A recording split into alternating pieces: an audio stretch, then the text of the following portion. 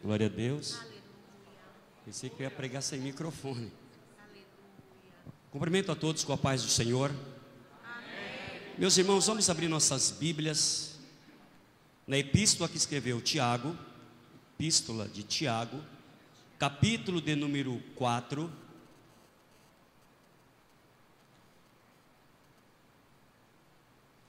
Vamos ler os 10 primeiros versículos. Tiago 4, de 1 a 10.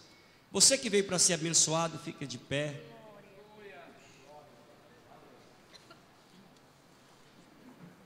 Glória a Deus. Enquanto os irmãos estão procurando Tiago, capítulo de número 4, eu desejo externar a Deus toda a minha gratidão por Ele permitir eu ministrar a sua palavra mais uma vez nessa amada igreja. Agradeço a Deus pela vida do pastor Ivar Nascimento, a sua esposa, a pastora Janice, sua família. Dê um abraço a essa família abençoada, esse casal abençoado. Deus abençoe o evangelista Heron. Deus abençoe a todos os obreiros que aqui estão. Parabéns, coral. Estou feliz em ver o Robson aqui. Última vez estávamos lá em Marituba. Deus abençoe você, Robson. Deus abençoe a sua família. Estou feliz em ver a pastora Marta. Olha, pregar aqui na frente da Marta é difícil, hein?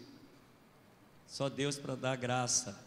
Deus abençoe a Marta, Priscila, Hanna, Débora, Joel, Júnior, essa família abençoada. Encontraram, irmãos? Amém? Eu vi que tem alguns irmãos que já estão dando uma lidinha no texto. Então, deixa eu falar uma coisa para vocês. Não se assustem com o texto. É um texto muito forte, porém, vocês saíram daqui abençoados para a glória de Deus. Antes de eu ler, eu quero deixar registrado aqui que esse texto, Tiago 4, é uma carta pastoral, que o pastor Tiago, ele escreve cartas e ele envia às 12 tribos dispersas da Ásia. E isso você vai perceber no capítulo 1 de Tiago. Então Tiago vem dando algumas orientações à igreja do Senhor Jesus, essas igrejas dispersas. Mas quando chega no capítulo 4, Tiago demonstra uma preocupação com a igreja. E na sua preocupação, ele começa a sua carta fazendo uma pergunta para a igreja. E olha que pergunta. Vamos então ler esse texto que Tiago escreveu. Naquela época, pertinho de Jesus, ele já escreveu uma carta dessa. Imagina nos dias odiernos, não é? Imagina nos dias de hoje. Vamos ler. Diz assim: de onde vêm as guerras e as contendas que há entre vocês? Não vem das paixões que guerreiam dentro de vocês?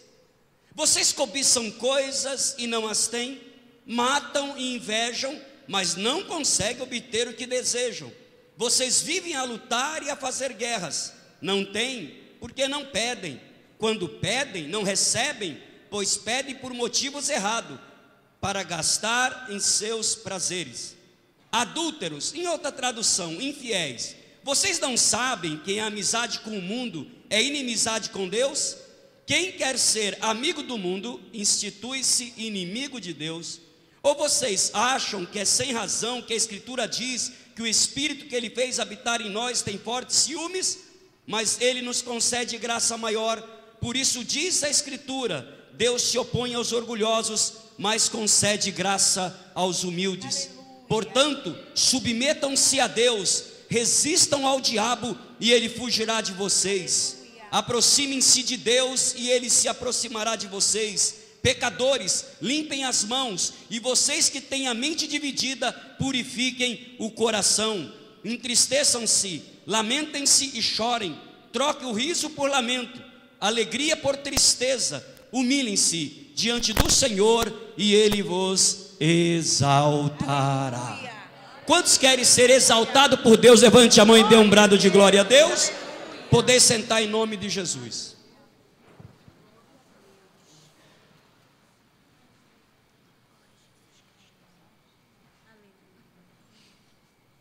Meus queridos, é com muito temor e tremor, que eu quero ministrar a palavra de Deus em cima desse texto. Eu vinha falando com Deus, pensando, desde o momento que o pastor Ivar fez contato comigo, e eu fiquei pedindo para Deus uma direção. E Deus me deu essa palavra, eu gostaria de compartilhar com a igreja. Essa mensagem que eu estarei ministrando não é somente para nós aqui. Essa é uma mensagem para todas as igrejas do Brasil e do mundo. Nós simplesmente fazemos parte do corpo de Cristo. Igreja são milhões de nós espalhados. Então presta atenção. Normalmente a introdução ela é curta, porém eu vou fugir desse contexto e vou dar uma esticada na introdução, porque quando eu entrar nesse texto nós estaremos familiarizados com o texto, e eu não vou me demorar muito, nós temos coisas ainda para serem realizadas. Então preste atenção. Um dos maiores mistérios da existência humana não é o bem. Um dos maiores mistérios da existência humana é o mal. Por quê? Porque a prática do bem é muito mais fácil de ser explicada do que a prática do mal. Na maioria das vezes, nós conseguimos entender e até mesmo explicar porque uma pessoa pratica uma bondade para com a outra, sendo que, na maioria das vezes, nós não conseguimos entender e muito menos explicar porque uma pessoa praticou uma maldade para com a outra. Por exemplo, aquele menino que chegou lá na cidade do Rio de Janeiro, entrou numa escola armado, atirando em um monte de crianças e adolescentes. É um mal que a gente não consegue explicar. Consegue explicar? O que deu na cabeça daquele menino para ele cometer uma atrocidade desumana? Não tem como explicar. Outro exemplo, uma pessoa chega para um cidadão de bem e diz assim: é um assalto. Ora, assaltar alguém já é um mal, mas sem a pessoa reagir, levar um tiro no peito, é um mal que a gente não consegue explicar. Porque quando você for relatar o assalto, você irá dizer assim: mataram fulano no assalto. Bom, se matou fulano, qual é a primeira pergunta que a gente faz? Ele reagiu? Não. Então, se não reagiu, não tem como você explicar. Foge da realidade humana. Você fala assim: mas se ele não reagiu, por que matou? É um mal que a gente não consegue explicar. Evangelista Heron, eu não acredito que um casal de jovens querem casar, estão noivos. Eu não acredito que na hora do casamento, na hora de marcar o casamento, o rapaz vai dizer assim: olha, sabe por que eu quero casar com essa moça? Por que você quer casar com ela? Porque eu quero encher ela de tapa. É assim que se casa? Sim ou não, igreja? Não, eu não acredito que a moça irá dizer para o pastor: olha, pastor, sabe por que eu quero casar com ele? Por quê? Porque eu quero fazer da vida dele um inferno. É assim que se casa? Sim ou não? Casa querendo fazer o bem, acertar, constituir famílias, não é verdade? Só que a gente não sabe o que acontece, que muitos que estão casando hoje, com 2, 3, 4 anos de casados, já estão se xingando, se odiando, se estapeando e pedindo divórcio. E a gente fica sem resposta. Que mal é esse? Ela dizia: é o homem da minha vida. E ele respondia: é a mulher dos meus sonhos. E agora eles estão se odiando e pedindo divórcio. É um mal que a gente não consegue explicar. Porém, quando nós trazemos o mal para dentro do dicionário Aurélio, o dicionário define assim o mal: tudo aquilo que fere, prejudica e que machuca, o dicionário chama de mal. Tudo aquilo que fere, que prejudica e que machuca, o dicionário chama de mal. Porém, quando nós trazemos o mal para dentro do cristianismo, para dentro da igreja, nós falamos que o mal é o diabo, Satanás. Deu errado, está com dificuldade, é o capeta. Joga a culpa nele e está resolvido o problema. Então, aqui eu vou falar uma coisa, eu vou afirmar algo e eu vou ter que esticar na introdução, porque senão fica inviável seguir. Então olhe bem para mim, presta atenção. O diabo, Satanás, não é o mal em si. Eu vou repetir, o diabo, Satanás, não é o mal em si. E aí eu preciso passar para a igreja e entender o seguinte, preste bem atenção, Deus não criou o diabo, Satanás. Deus criou um querubim ungido e lhe deu o nome de Lúcifer, anjo de luz, anjo reluzente, e ele estava no jardim de Deus, e ele foi estabelecido lá para proteger. Ele andava no meio das pedras afogueadas.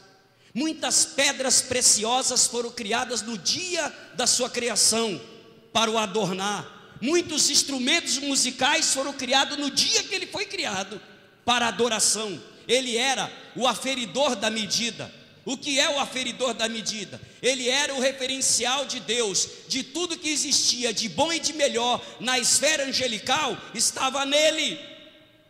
Se nós pudéssemos perguntar na ocasião, Deus, quem é o anjo mais belo, mais reluzente, mais lindo? Deus iria responder, Lúcifer. Quem é o anjo mais sábio, mais inteligente? Lúcifer. Quem é o anjo que entende tudo de louvor e adoração? Lúcifer. Ele era o aferidor da medida, o referencial de Deus, de tudo que existia de bom e de melhor na esfera angelical, estava nele. E a Bíblia, ela faz duas menções a respeito dele. Duas. Primeira menção, a Bíblia diz assim: perfeito era nos seus caminhos. Perfeito era nos seus caminhos. Ora, queridos, para a Bíblia afirmar que Lúcifer era perfeito em seus caminhos, ele precisava ter uma coisa, o que? Livre arbítrio. Ele tinha que ter o direito de ir e vir, e por qual caminho optar. Ele poderia escolher o caminho do bem, ele poderia escolher o caminho do mal, mas ele sempre escolhia o caminho do bem, e a Bíblia diz, perfeito era nos seus caminhos. Eu vou dar um exemplo pessoal. Eu posso afirmar aqui para toda a igreja que a minha esposa, a Noádia, ela é perfeita para mim. E por que ela é perfeita para mim? Primeiro, porque ela é muito bonita. A minha esposa é linda, irmão. Quem conhece a Noádia sabe que eu não estou mentindo. A minha esposa é muito bonita.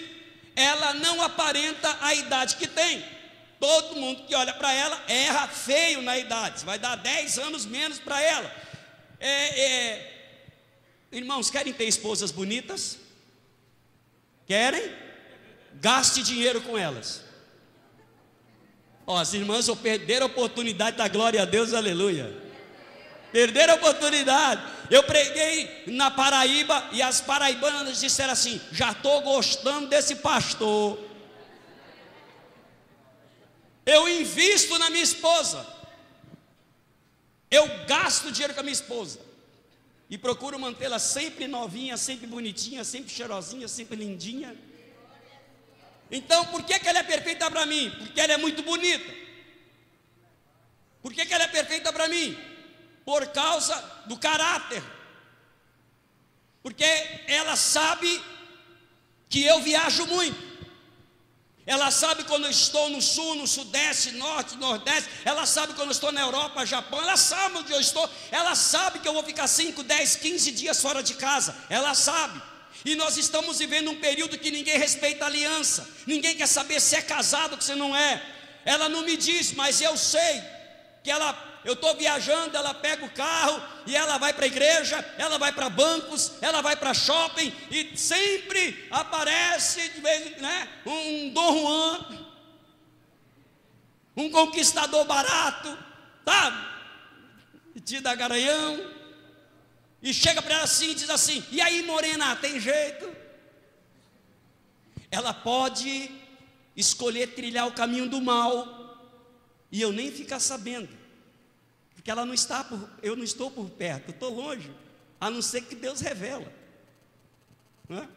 Fora isso ela pode trilhar, mas aí ela olha para o conquistador e diz assim: eu prefiro o meu carequinha. Ela escolhe o caminho do bem, e Deus é glorificado na nossa casa, na nossa vida e da nossa família. Então perfeita ela é para mim, porque ela tem a possibilidade de escolher o caminho do mal, porém ela escolhe o caminho do tem, perfeita ela é para mim. Assim era Lúcifer, ele sempre escolhia o caminho do bem, e a Bíblia deixa registrado, perfeito era nos seus caminhos. Mas aí a Bíblia faz a segunda menção a respeito de Lúcifer, e aí muda tudo e começa a mensagem. Porque a Bíblia diz assim: até que a iniquidade entrou em seu coração. Que iniquidade é essa que entrou no coração de Lúcifer e fez ele mudar o seu caráter, fez ele mudar o porquê dele ter sido criado? Que iniquidade é essa que fez ele ensoberbecer, se orgulhar? Que iniquidade é essa que fez dele um anjo violento? Ele se tornou um anjo violento, criando contendas e guerras lá no céu. Que iniquidade é essa que mudou toda a sua história? É uma palavra que se alastrou pelo planeta Terra e está no coração de 90% dos seres humanos. Essa palavra que eu vou revelar aqui, ela não é o mal em si, mas ela deu vida ao mal. Ela é a mola propulsora para o mal agir. Ela é a vitamina que dá força para o mal agir dentro do coração do ser humano.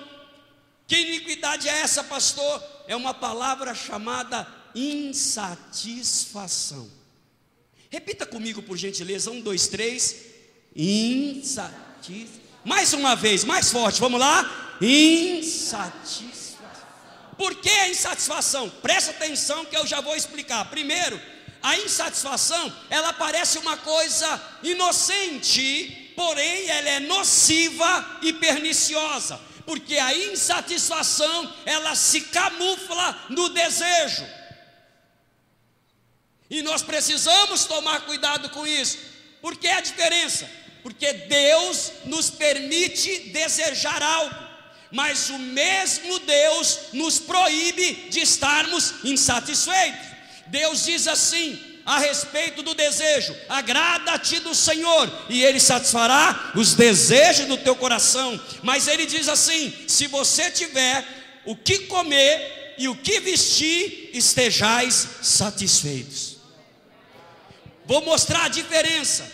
Eu tenho um carro de passeio, o meu desejo é ter uma caminhonete cabine dupla, porém não é porque eu não tenho ainda a caminhonete cabine dupla que eu devo estar insatisfeito com o carro de passeio que Deus me deu. Você deseja se vestir melhor, é um direito seu, você quer se vestir melhor, mas não é porque você ainda não tem a roupa dos teus sonhos que você deve estar insatisfeito com a roupa que Deus te deu, da qual você não sai nu pela rua. Você deseja uma promoção no seu trabalho, é um direito seu querer ser promovido, porém não é porque você ainda não foi promovido que você deve estar insatisfeito com o emprego que Deus te deu, da qual você sustenta a tua casa e a sua família. Então uma coisa é eu desejar ter. Se eu desejo ter, eu vou trabalhar, eu vou me esforçar, e com a ajuda divina eu vou chegar do lado de lá e vou cantar o cântico da vitória. Agora, se eu estiver insatisfeito com o que tenho e com quem eu sou, eu faço qualquer negócio, e aí eu vou dar vida ao mal. Por quê? Porque mesmo que eu tenha que tripudiar em cima de alguém para chegar do lado de lá, eu vou tripudiar. Se eu tiver que machucar, magoar, ferir, eu vou ferir, não importa. O que importa é que eu saia dessa situação que eu estou. Eu não aguardo o tempo de Deus. E foi exatamente isso que aconteceu com Lúcifer, no meu ponto de vista, no meu conhecimento. Porque, meus irmãos, é mais ou menos assim: ele já era o número 1 de Deus. Na esfera angelical ele era a referência de perfeição de Deus. Ei, ser o número 1 de Deus já não está bom demais? Sim ou não? Sim ou não, igreja? Então veja bem, a Bíblia diz que na multiplicação dos seus comércios, ele foi crescendo, ele foi conquistando espaço, ele começou a perceber que ele poderia ir mais avante aonde? Só tinha um lugar que estava avante dele, o trono de glória, e ele bate no peito e diz: subirei no mais alto e sublime trono, e eu serei Deus. E eu pergunto para essa igreja eleita do Senhor Jesus: Se ele estivesse satisfeito em ser quem ele era, ele iria cobiçar o trono de Deus? Sim ou não? Iria cobiçar? Então deixa eu falar uma coisa para vocês, queridos. Preste bem atenção, porque ele foi crescendo e os anjos foram percebendo que ele não era só mais um anjo bonitinho, não. Ele era inteligente. E os anjos começaram a admirar tudo bem, mas na hora da adoração, os anjos adoravam somente a Deus, adoravam somente a Deus, adoravam somente a Deus. E o desejo dele de querer ser adorado, ele sempre quis ser adorado. Tanto é que quando ele já era Satanás, ele leva Jesus do pináculo do templo e diz para Jesus o quê? Tudo isto te darei, se prostrado me adorares. E Jesus disse: somente a Deus adorarás, e somente a Ele prestará culto. Quem veio adorar somente a Deus, levante a mão e dê um grito de glória a Deus. Nós adoramos somente a Deus. Ele sempre quis isso, mas para ele ser adorado, ele precisava estar no trono. Então presta atenção na sua ambição, no seu desejo de querer assumir o lugar de Deus. Ele precisava destronar Deus, então ele precisava de aliados. E ele consegue com que, olha, isso é muito sério, a terça parte dos anjos se rebelassem contra Deus, sem Deus ter feito mal algum para anjo nenhum. Como é que pode a terça parte dos anjos se rebelarem contra Deus, sem Deus ter feito nada de mal? Sabe o que ele fez? Presta atenção, ele lançou no coração dos anjos a semente da insatisfação. Eu posso falar aqui em tese, não é? Não tem como afirmar a oratória dele.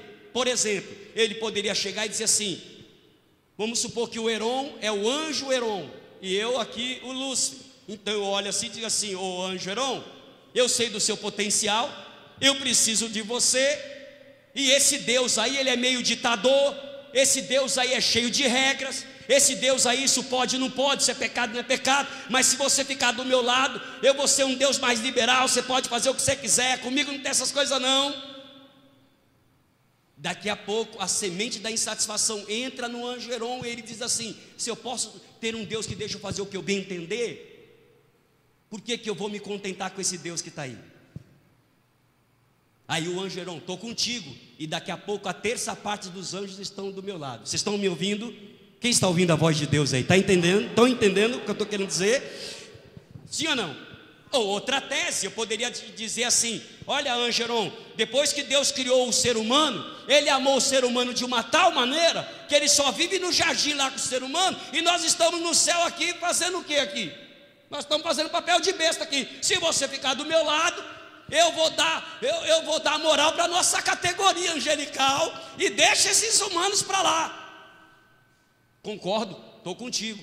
Então vamos destronar Deus. Agora olha aqui o que eu vou dizer, para você se alegrar e dar glória a Deus. Deus, na sua soberania, na sua sabedoria, no seu esplendor, no seu poder, Ele não iria descer do seu trono de glória para guerrear com uma criatura que Ele mesmo criou. Então Deus chama Miguel, o príncipe dos exércitos celestiais, e Deus diz assim: Miguel, passa o relatório. E Miguel diz assim: Deus, a terça parte se rebelou contra ti, mas ainda tem muitos anjos que ficaram do nosso lado. Aí Deus diz assim: então Miguel, pegue os anjos que ficaram do nosso lado e guerreia contra Lúcifer e os anjos rebelados. E diz a Bíblia que Miguel e os anjos do Senhor prevaleceram contra Lúcifer e os anjos que se rebelaram. Quem crê nisso, levante a mão e glorifique ao Senhor. Inclusive, eu quero falar uma coisa para você se alegrar, para você glorificar a Deus e se alegrar. Sabe por que Miguel e os anjos do Senhor prevaleceram? Sabe por que eles prevaleceram? Porque quem fica do lado de Deus nunca perde. Quem fica do lado de Deus sempre sai vitorioso, sempre sai vencedor. Ei, irmão, irmã, a luta pode estar travada, mas dia menos dia você vai cantar o cântico da vitória, porque você está do lado de Jesus e todo o poder lhe foi dado nos céus e na terra. Pegue na mão da pessoa que está ao seu lado, por favor, por gentileza, e diga para essa pessoa assim: você está do lado de Jesus. Fala mais alto, pentecostal: você está do lado de Jesus. Então diga para ele, então fique tranquilo, a vitória será tua, em nome de Jesus. A vitória será tua, a vitória será nossa, igreja, porque nós estamos do lado do Deus Todo-Poderoso, e Ele é conosco todos os dias. Agora preste atenção, a Bíblia diz que quando Lúcifer perdeu a guerra, Deus fez sair de dentro do próprio Lúcifer um fogo, que o consumiu e o tornou como cinzas. O que é isso? Deus apagou todo o brilho, toda a glória, todo o esplendor, toda a luz que havia em Lúcifer. E Deus diz assim: e tu serás lançado na terra, e serás motivos de espanto, e todos quanto olharem para ti ficarão horrorizados de ti. E Deus dá a sentença final: e nunca mais o será para sempre. Deus quis dizer o seguinte: você nunca mais tornará a ser o anjo da qual eu criei você para ser. E ele foi jogado na terra. E outra coisa, ele não é mais Lúcifer. Esse nome não lhe pertence mais. Ele se fez inimigo de Deus. Ele por si só se tornou o diabo, Satanás, dragão, antiga serpente, capeta, capiroto, o que você quiser, menos Lúcifer. Por quê? Porque quando Jesus estava aqui, Jesus disse: eu vi Satanás cair do céu como um raio. Na história de Jó, Deus pergunta: de onde vem Satanás? Nem Deus e nem Jesus o chamam de Lúcifer. E no livro do Apocalipse a Bíblia diz: o diabo e os seus anjos e tal serão lançados no lago de fogo. Não tem mais Lúcifer. Ele é o ex-Lúcifer. Então, deixa eu dizer para vocês, ele não é o mal em si. Satanás se tornou o hospedeiro do mal. Ele trouxe consigo a semente do mal. E infelizmente a primeira pessoa a experimentar a semente do mal foi Eva. Quando na forma de uma serpente ele pergunta: todos os frutos do jardim pode-se comer? E ela responde: todos menos um, o fruto dessa árvore, da ciência do bem e do mal. Por que não pode comer do fruto? Porque no dia que comermos iremos morrer. E a serpente diz: mentira, Deus não quer que você coma desse fruto, porque no dia que comer dele, você será semelhante ao Altíssimo, conhecedor do bem e do mal. Você vai ter poderes extraordinários, você vai ser um ser humano acima da média. E ela vê que o fruto é bonito de se comer, ela lança a mão do fruto e come. E eu pergunto para essa igreja eleita: se ela estivesse satisfeita em ser quem ela era, ela comeria do fruto? Sim ou não? Ela ia dizer o seguinte: eu não vou comer fruto algum, eu não quero ser semelhante a nada, eu não quero ter poder de nada. Deus me criou assim, me fez assim, e eu estou satisfeito assim. Se Ele me quisesse com poderes, isso e aquilo, Ele teria me feito com poder. E eu não vou comer do fruto, e o mundo não estaria na desgraça que se encontra. A insatisfação se alastrou e chega na era dos reis.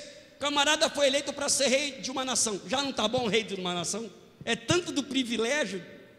Mas aí bate a insatisfação e o rei diz assim: se eu posso ser rei de duas nações, por que eu vou me contentar em ser rei de uma só? Aí vem guerra, vem contenda, matanças e miséria para a nação perdedora. Só que a insatisfação ninguém a satisfaz. E o rei diz assim: se eu posso ser rei de 3 nações, de 4 nações, de 10 nações. Aí vem a era dos imperadores, e vocês conhecem parte da história. E Alexandre o Grande conquista o mundo com 32 anos de idade. Ele morre de tédio, de desgosto, porque não tinha mais nada para conquistar. E ele insatisfeito, e não tinha como suprir a insatisfação, não tinha como alimentá-la. E ele acaba morrendo de desgosto, de tédio da vida, porque não tinha como. A insatisfação atravessa a época e chega no cristianismo. Quando chega no cristianismo, Tiago percebe. Ele percebe que tem um monte de crentes insatisfeitos dentro da igreja. E a insatisfação, ela gera guerra, ela gera contenda. E ele olha para a igreja e ele faz a pergunta: de onde vêm as guerras e as contendas que há entre vocês? Ei, queridos, quando ele fala de onde vem guerra e contenda, Tiago, ele não está preocupado com a guerra e contenda. Guerra e contenda ele já está vendo no meio do ministério, guerra e contenda ele já está vendo no meio do ciclo de oração, guerra e contenda ele está vendo no meio dos jovens, guerra e contenda ele já está vendo no meio da igreja. Ele não está preocupado com guerra e contenda, ele está querendo saber a origem da guerra e da contenda. Vamos trocar guerra e contenda por febre. Quando uma pessoa está febril, o problema é a febre ou o que está originando a febre? É o que está originando a febre. Sabe por quê?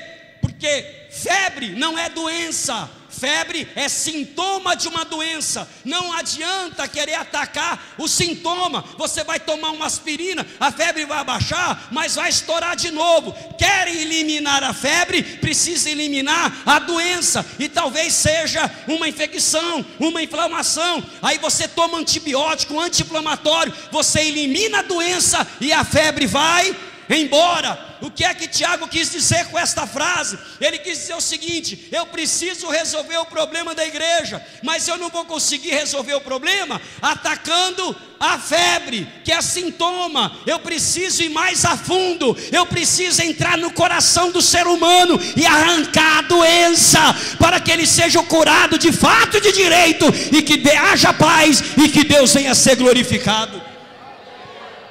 É mais ou menos assim. Não adianta eu chegar para o irmão e falar só: irmão, senta do lado do Heron, viu? Senta do lado dele, para com esse negócio. Ah, mas eu não vou com a cara dele, eu não gosto dele. Para com esse negócio de não gostar. Você é lavado no sangue de Cristo, fique do lado dele, vai lá pedir perdão. Aí ele vem e pede perdão, mas esse perdão não vale e vai estourar de novo. Por que não vale? Sabe por quê? Porque esse perdão foi induzido, foi de fora para fora. A pessoa só foi pedir perdão porque o pastor ficou pedindo para pedir perdão. Então vai estourar de novo. O perdão verdadeiro é de dentro para fora, é espontâneo. É a pessoa que diz assim: eu pequei, eu errei, eu falhei, eu te magoei, me perdoa. Aí Deus perdoa, a igreja perdoa, o irmão perdoa, e Cristo é glorificado no meio de nós. A insatisfação, ela gera cobiça. Olha o texto: vocês cobiçam coisas e não as têm. Ei, eu só vou cobiçar outra mulher se eu estiver insatisfeito com a minha. A minha esposa só vai cobiçar outro homem se ela estiver insatisfeita comigo. Enquanto eu estiver satisfeito com ela e ela comigo, não tem adultério, e Deus é glorificado na nossa vida, na nossa família. Ei, como que eu trago a insatisfação para dentro da igreja? Como é que eu trago a cobiça para dentro da igreja? Através da minha insatisfação. Por exemplo, tem algum diácono aqui? Quem é diácono? O senhor é diácono? Qual o seu nome? Rafael. Aí o pastor Ivar diz assim: Rafael, estava orando, senti de Deus, o Espírito Santo falou comigo, eu vou levar você a presbítero. Só que eu sou diácono, e eu estou insatisfeito de ser diácono, porque eu coloquei na minha cabeça que já passou da hora de eu ser presbítero. E aí eu vou contra a decisão do pastor e vou dizer assim: epa! Ele vai ser levado a presbítero, e eu, diácono, eu sou bacharel em teologia, eu tenho mais tempo de crente, o meu dízimo é maior, eu prego melhor. Agora vem falar que mandou colocar ele, o Espírito Santo. Ah, não, daqui a pouco eu estou fazendo guerrinha no meio do ministério. Oh, você é meu amigo, rapaz. Ele é muito novo, ele não dá. Daqui a pouco a terça parte do ministério se revolta, cria uma contenda. Aí o pastor Ivar diz assim: olha, espera um pouquinho, vou deixar você para a próxima, vou consagrar o Dilson Alecrim. Mas o Dilson Alecrim não foi consagrado pela vontade de Deus. Eu que estava insatisfeito de ser diácono, e contendei, cobicei a bênção dele, destronei ele e assumi o lugar dele. Vocês estão me entendendo, queridos? Perfeitamente, pastora.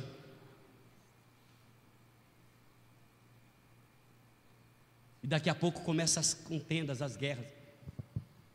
Eu estou cantando no coral, só que eu estou insatisfeito de ficar cantando no coral. E eu falo, rapaz, se fosse eu o regente, nós ia botar para quebrar aqui, rapaz. Nós ia colocar hino aqui, rapaz, que aí vocês canta, aí não dá em nada, rapaz. Não é que não dá em nada, é que na minha insatisfação, o mal é tudo aquilo que fere, prejudica e machuca. Daqui a pouco eu falo assim, ó, se você me ajudar a ser o regente, meu irmão, se você me ajudar, daqui a pouco a terça parte do coral está contra o irmão Onilson. E aí desanda na mão dele. Pastor Ivar fala assim, Onilson, eu vou ter que tirar você, que ninguém mais te obedece, acabou tudo aí. E aí o Dilson Alecrim é colocado na frente da regência, não pela vontade de Deus, mas pela minha insatisfação, que eu cobicei o trono do Ronilson e destronei ele e assumi o lugar dele, sem ele ter feito mal nenhum para alguém. Sim ou não? Eu só vou falar mal do meu pastor se eu estiver insatisfeito com ele. Eu só vou criticá-lo se eu estiver insatisfeito com ele. Mas se eu aceitar que foi Deus que colocou ele aqui e ele está na vontade de Deus, eu obedeço o meu pastor no sim e no não. Quando ele der uma resposta positiva, eu me alegro. Quando ele me der uma resposta negativa, eu vou dizer, o nosso pastor sabe o que está fazendo, glorificado seja o nome do Senhor. E Deus é glorificado no meio da igreja, e acaba a guerra e contenda. Ei, tira o olho do namorado da sua amiga. Ah, ele é muito bonito para ela, problema dela. Deus quer dar um bonitão para ela, você quer dar o quê? Vocês estão me entendendo, queridos? Você está pleiteando uma promoção no seu trabalho, só que você está percebendo que o teu chefe não está olhando para você. O teu chefe está olhando para outra pessoa e vai promover aquela pessoa, e você começa a falar mal dela, você calunia ela. O mal é tudo aquilo que fere, prejudica e machuca, e você arrebenta aquela pessoa. Aí o chefe deixa ela de lado, promove você, mas você não foi promovido pela vontade de Deus. Você que estava insatisfeito com o seu cargo e destronou aquela pessoa e assumiu o lugar dela. Mas escute, quantos querem ser abençoados e curados nessa noite? Quantos querem ser curados e abençoados? Então escute o que eu vou dizer para vocês. Primeira coisa, se você crê, você vai glorificar Deus e Deus vai te curar, porque Deus precisa arrancar a insatisfação do teu coração, para que a cobiça não tenha força para agir na tua vida, porque o mal é a cobiça. Mas a cobiça só vai ter força se você estiver insatisfeito com o que você tem, com o que você é. Então eu vou falar duas coisas. A primeira, se você crê, você levanta a tua mão e glorifique a Deus. Sabe qual que é a primeira? O que? O sangue de Jesus Cristo tem poder. O sangue de Jesus Cristo tem poder. O sangue de Jesus tem poder para purificar o teu coração, para arrancar do teu coração todo esse mal, e o nome dele ser glorificado. O sangue de Cristo nos lava, nos purifica, nos santifica. Quantos crê no poder do sangue de Cristo? Levante as duas mãos e dê um brado de glória a Deus. Aleluia. O sangue de Cristo nos purifica. Segundo, se você quiser ser curado, preste atenção. Entenda isso, queridos. Você não precisa cobiçar nada de ninguém. Você não precisa tomar nada de ninguém e ocupar o lugar de ninguém. Sabe por quê, meus queridos? Porque a bênção que Deus tem para o seu irmão será para ele, e a bênção que Deus tem para você será para você. A sua hora vai chegar. Deus nunca chega atrasado. Esperei com paciência no Senhor, Ele se inclinou para mim e ouviu o meu clamor. Quantos querem esperar em Deus? Quantos querem esperar em Deus? Espere no Senhor. Não tripudie em cima de ninguém para chegar do lado de lá. Por gentileza, pegue na mão dessa pessoa linda que está do seu lado e diga para ela assim: fica tranquilo, eu não cobiço nada do que é seu. Não, fala mais alto, pentecostal. Fica tranquilo, eu não cobiço nada do que é seu. Quem não cobiça nada aí? Quem não cobiça nada do seu irmão? Levante a mão, deixa eu ver aqui, deixa eu ver, cadê? Vou falar só mais uma coisa para encerrar. Olhe para mim, queridos, presta atenção.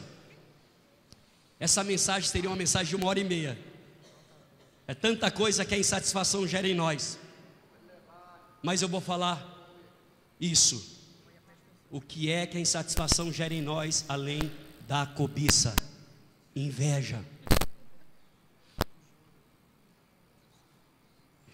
Vocês matam por inveja. E ele está falando para crente. Essa carta pastoral foi escrita para os crentes.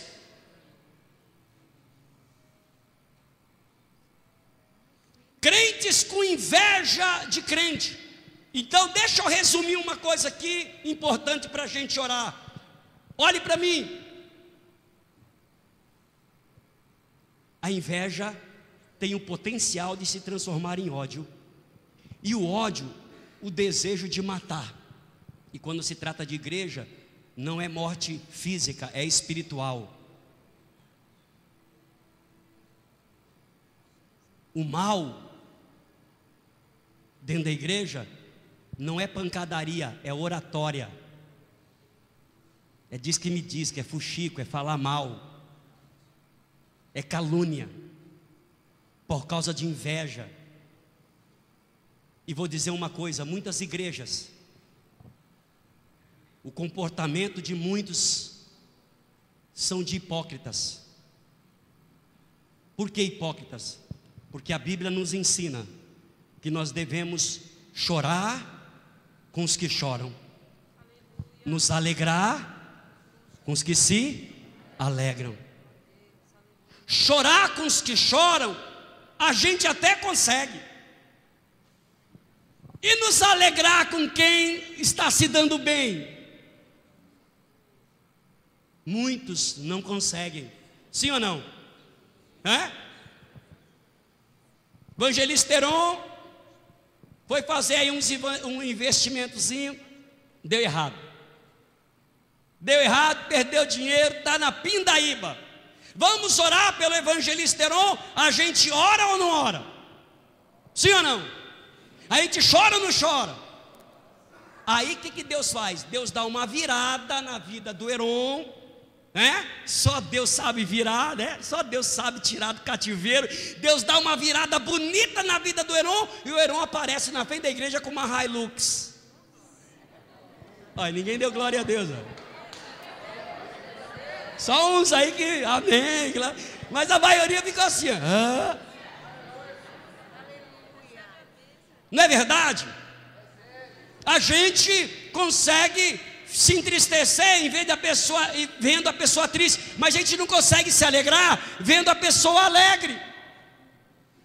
Então deixa eu dizer uma coisa: se você quer ser abençoado por Deus, você tem que entrar por um princípio. O quê? Quando você vê o seu irmão abençoado, a sua irmã abençoada, Deus está virando o cativeiro dele, glorifique a Deus pela vida dele, glorifique a Deus pela vida dela. Aí você diz assim: pastor, por que eu tenho que glorificar a Deus? Pela felicidade dele. Sabe por quê? Entenda isso: nós somos a igreja do Senhor, vários membros, mas nós somos o corpo de Cristo. O corpo significa nós somos um. Eu sou você, você é eu, e nós somos um. Então o que acontece? Eu não preciso ser abençoado diretamente para me alegrar e dar glória a Deus. A tua vitória é a minha vitória, a tua alegria é a minha alegria, a tua bênção é a minha bênção. Por que eu tenho que me alegrar? Por quê? Sabe por quê? Porque eu estava lá, eu vi você chorando, eu vi você sofrendo, eu vi as lágrimas saindo do teu rosto, eu orei com você, eu chorei por você, e agora eu estou vendo Deus virar o teu cativeiro, e você sorrindo. Eu dou glórias a Deus, porque esse Deus é tremendo, esse Deus é maravilhoso. Fica de pé em nome de Jesus. Eu vou parar por aqui.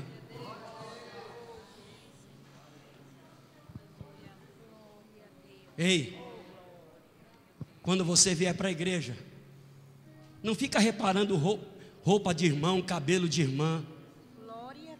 Olha para Jesus.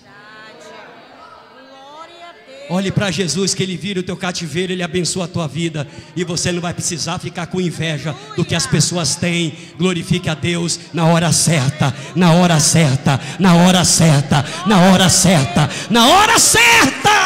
Deus manifesta a glória dele na sua vida, e você verá o poder de Deus sobre a sua família.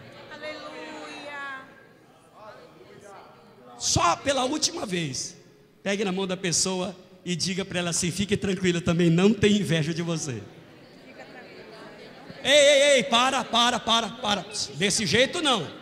Heron. Olha o que fizeram aqui. Me dê a mão. Eu não tenho inveja de você. Vigia, o Heron está falando, vigia. Serve desse jeito? Olho no olho. Pegue na mão. Tete a tete. Olha para essa pessoa. Olha para trás aí alguma coisa. E diga bem forte. Fique tranquilo. Eu não tenho inveja de você. Nós somos a igreja, o corpo de Cristo. A tua vitória é a minha vitória. Ei, para encerrar,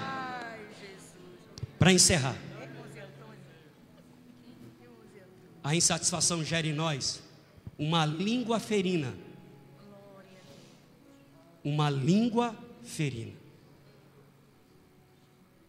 Com certeza Lúcifer falou muito mal de Deus. Ei, tem muito crente que estão debaixo de maldição, porque acreditam que pode falar mal dos ungidos do Senhor. Tem crente assim, eu não pinto o cabelo, eu não uso calça, eu não uso brinco, eu não uso nada, mas a língua...